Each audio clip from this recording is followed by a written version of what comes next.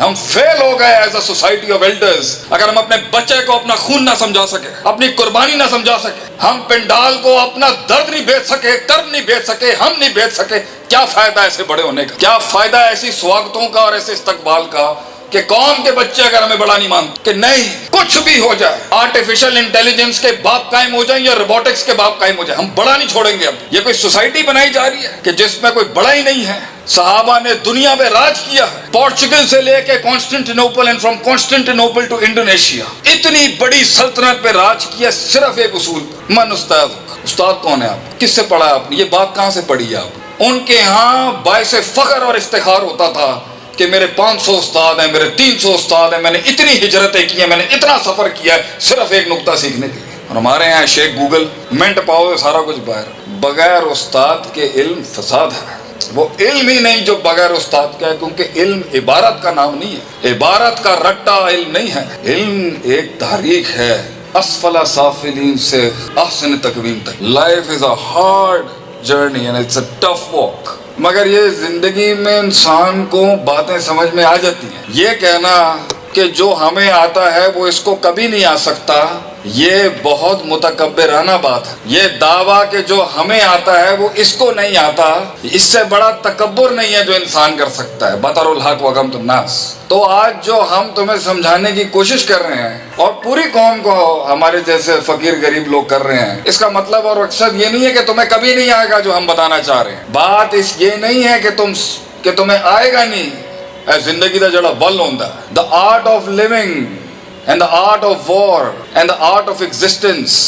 I'm not saying that you're not going to master it one day. You will master it one day. ایک دن انسان ہر حسن کو conquer کرتا ہی کرتا ہے. سوال یہ ہے کہ وہ کس عمر میں کرتا ہے. اگر سب بربادیاں کر کے, سب ریسورسز ضائع کر کے, ساری عمر لنگا کے اور سارے ناطے توڑ کے اور ساری بربادیاں کر کے اگر تو نے کہنا ہے آمنا و صدقنا, تو پتر ہے کوئی ریکٹیفیکیشن نہیں ہے گی, یہ کوئی ریڈیمشن نہیں ہے, یہ کوئی انالیسس نہیں ہے, یہ کوئی آگمنٹیشن نہیں ہے, یہ کوئی انقلاب نہیں ہے جو سب جلا کے ہی سیکھنا ہے. اگر تم نے بھی 40 کی عمر میں آ کے وہی کرنا ہے جو ہم نے بنایا تھا, تو پھر پتر ساڑھی عمر تک کی فائدہ, ہمارے 16 سالوں کی جد و جہد کا کیا فائدہ اگر ہم تو جو تمہارے اندر وہ 4 سالوں کے اندر نہ اتار سکتے. تو اگر تو نے بھی وہی کانکر کرنا ہے جو ہم نے 15 سال میں کیا اور وہی مقام حاصل کرنا ہے جو رب نے ہمیں دیے,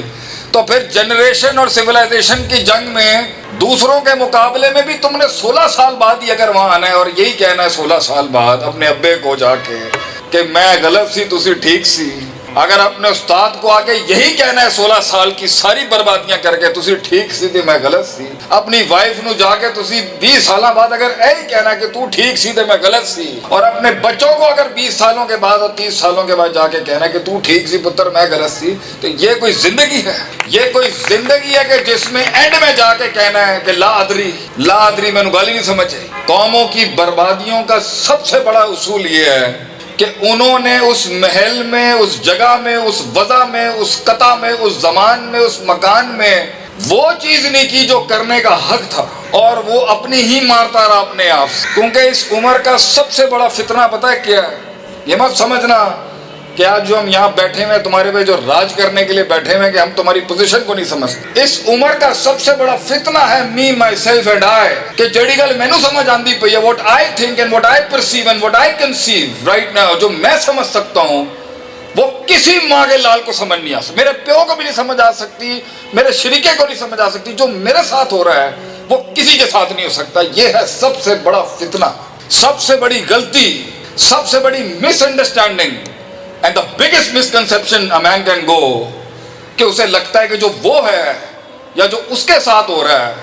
وہ کسی کے ساتھ نہیں ہو سکتا اور کوئی گریس پر پرسیو نہیں کر سکتا, اس بریکٹ میں نہیں لا سکتا, مجھے سمجھا ہی نہیں جا سکتا. وہ ایسی تکبر سے بھری خودی ملے گی آپ کو آج میں کہ جس میں یہ حسن ہے, کوئی یہ حسن ہے جو کسی کو کوئی سمجھتا ہی نہیں ہے, یہ حسن ہے جو کسی کو مانتا ہی نہیں ہے, یہ جمال ہے, یہ کمال ہے جو کسی کے آگے عاجزی انکساری نہیں اپناتا. یہ زندگی ہے کہ انسان کسی سے پوچھتا ہی نہیں ہے, سوال ہی نہیں کرتا. وَشَاوِرْهُمْ فِي الْأَمْرِ, کائنات کی سب سے اعلیٰ, عرفہ, انور, اکمل, اجمل, اعلیٰ, اعظم ترین ہستی کو اللہ نے کہا ہے وَشَاوِرْهُمْ فِي الْأَمْرِ.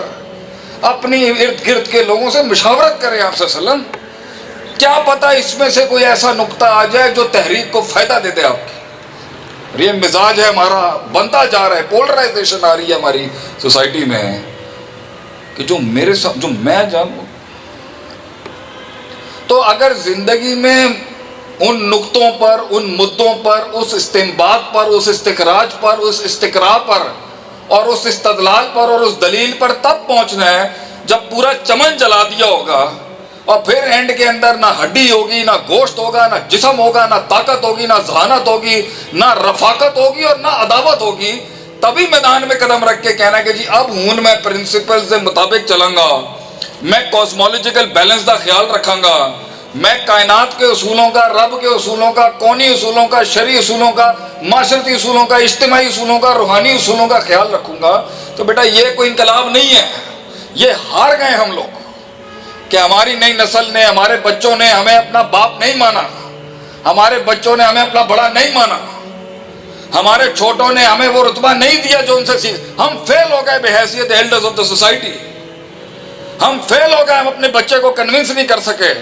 اپنی تربیت سے، اپنے اخلاص سے، اپنے اخلاق سے، اپنی عظمت سے، اپنی وسعت سے، اپنی برداشت سے، اپنے تنوع سے، اپنی ڈائیورسٹی سے، اپنی ایکسکلوسیونیس سے کہ ہم